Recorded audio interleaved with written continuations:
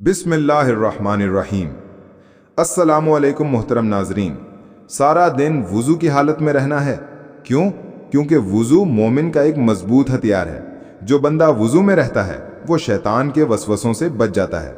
वो हर वक्त इबादत के लिए तैयार रहता है। जैसे एक दुकानदार जब तक दुकान न खोले वो ग्राहक से डीलिंग कैसे करेगा? पहले दुकान तो खोलो, खुद को तैयार तो रखो, जब मौका मिलेगा तब डीलिंग भी हो जाएगी। हमने ये भी देखा है कि बहुत सी इबादतें हम वुज़ू ना होने की वजह से छोड़ देते हैं। जैसे बहुत से लोग नमाज पढ़ना चाहते हैं लेकिन जब वुज़ू की बारी आती है तो सुस्त पड़ जाते हैं। अगर वुज़ू ना हो तो सोचते हैं कि अब वॉशरूम जाऊंगा, हाथ मुंह धोऊंगा, पाँव धोऊंगा, इतनी झंझट कौन करे। लेकिन जिनका वुज़ू होता है वो जब कोई कहे कि चलो नमाज पढ़ लेते हैं वो फौरन तैयार हो जाते हैं।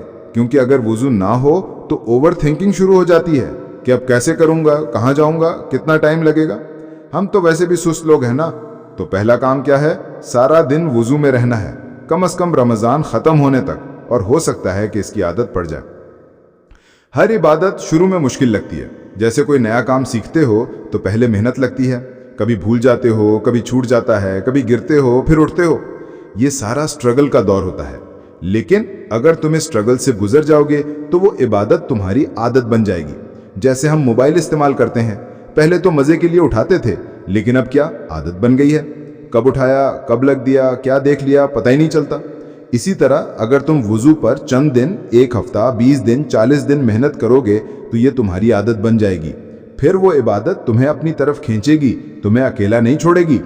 हजरत बिलाल रजी अल्लाह अन्हु अक्सर वुज़ू की हालत में रहते थे। आज के दौर में भी जो बंदा वुज़ू में रहेगा उसकी रूहानियत बढ़ेगी, उसका दिल अल्लाह की तरफ झुकेगा। वुज़ू की हालत में रहने वाले पर शैतान के वसवसे कम असर करते हैं, नफसानी ख्वाहिशात कम हमलावर होती हैं। और ये बात तो तुम्हें पता ही है कि क़यामत के दिन नबी सल्लल्लाहु अलैहि वसल्लम अपनी उम्मत को कैसे पहचानेंगे। उनके वुज़ू के आज़ा से जो नूर की तरह चमक रहे होंगे, वो हाथ, पाँव, चेहरा जो वुज़ू में धोए जाते हैं वो चमकेंगे। तो ये हमारे लिए कितनी बड़ी बात है कि हम ये शनाख्त बनाएं। एक बार वुज़ू में रहकर तो देखो, तुम्हें हर इबादत का दिल करेगा, कुरान पढ़ने का दिल करेगा, नमाज पढ़ने की तरगीब मिलेगी। और अगर वुज़ू टूट जाए तो जैसे ही फारिग हो फौरन वुज़ू कर लो। अगर तुम इतने कमज़ोर हो कि अल्लाह के लिए 2-4 कदम नहीं उठा सकते तो फिर आखिरत में अल्लाह का सामना कैसे करोगे? क़यामत का वो दिन जब सूरज सर पर होगा, लोग अपने अमाल की वजह से पसीने में डूबे होंगे, चीख रहे होंगे, परेशान होंगे। उस दिन इतनी घुटन होगी कि लोग तंग आ जाएंगे। वो कहेंगे कि अल्लाह हमें जन्नत में भेज या जहन्नम में भेज, लेकिन इस हाल से आज़ाद कर। कुरान कहता है कि वो एक दिन 500 साल के बराबर होगा। उस दिन की परेशानी, वो बेचैनी, वो खौफ तसव्वुर करो। लेकिन उसी दिन कुछ लोग सुकून में होंगे, वो लोग जिन्होंने अल्लाह की रज़ा के लिए ज़िंदगी गुजारी। अल्लाह ताला उन्हें अपने अर्श के साए में जगह देगा। उनमें वो नौजवान होंगे जिन्होंने अपनी ख्वाहिशात पर काबू पाया, वो लोग होंगे जिन्होंने अल्लाह के लिए मोहब्बत की, और वो लोग होंगे जो तन्हाई में अल्लाह के सामने रोते थे, उससे माफ़ी मांगते थे। अगर तुम अपनी ज़िंदगी बदलना चाहते हो तो कुरान की आयत को यकीन के साथ सुनो, पढ़ो, अपने दिल को खोलो, अमल की नीयत करो और दुनिया की भाग दौड़ से खुद को आज़ाद करो। कुरान तुमसे, तुम्हारे घर वालों से, तुम्हारे दोस्तों से यकीन मांगता है कि इसकी आयत से अपनी ज़िंदगी के लिए अच्छे फैसले करो। जो कुछ पहले किया उसकी फ़िक्र छोड़ दो, सब भूल जाओ, अल्लाह के सामने खड़े हो जाओ, उससे मोहब्बत का रिश्ता जोड़ो, आजिज़ी से झुको और उम्मीद के साथ सजदे करो।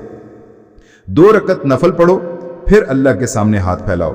जितना गिर सकते हो गिर जाओ, अपनी सारी आजिज़ी, सारी कमज़ोरियाँ अल्लाह के सामने रख दो और कहो कि अल्लाह मैं बड़े बड़े गुनाह लेकर आया हूँ, जाने अनजाने में तेरी नाफरमानी की, वो सब किया जो तूने मना किया, कभी खुद किया, कभी लोगों ने करवाया।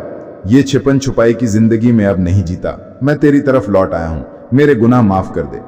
जब मैं अपनी ज़िंदगी के मुश्किल दौर में था, जब गुनाहों का बोझ मुझे डरा रहा था, तो कुरान की एक आयत ने मुझे नई ज़िंदगी दी। वो आयत थी कि ए नबी, मेरे उन बंदों से कहो जिन्होंने अपनी जानों पर जुल्म किया, गुनाह किए, कि अल्लाह की रहमत से मायूस ना हूँ, अल्लाह सारे गुनाह माफ़ कर सकता है। इस आयत ने मुझे एक नया रास्ता दिखाया। मैंने अल्लाह से माफ़ी मांगी और मुझे सुकून मिला।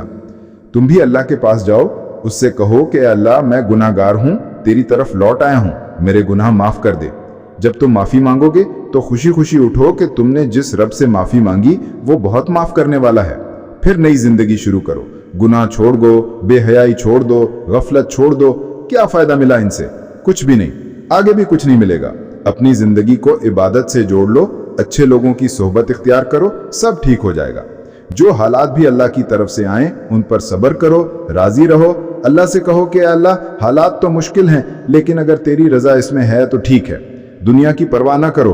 अगर अल्लाह से जुड़ जाओगे तो एक मजबूत इंसान बनकर लोगों के सामने आओगे, लेकिन अगर अल्लाह से दूर भागोगे तो दुनिया में तुम्हारे नाम के चर्चे होंगे, लेकिन तुम अपने दिल को कभी मुतमईन नहीं कर पाओगे। अल्लाह हम सबको अपनी रहमत से नवाजे और हमें अपनी तरफ रुजू करने की तौफीक दे। आमीन।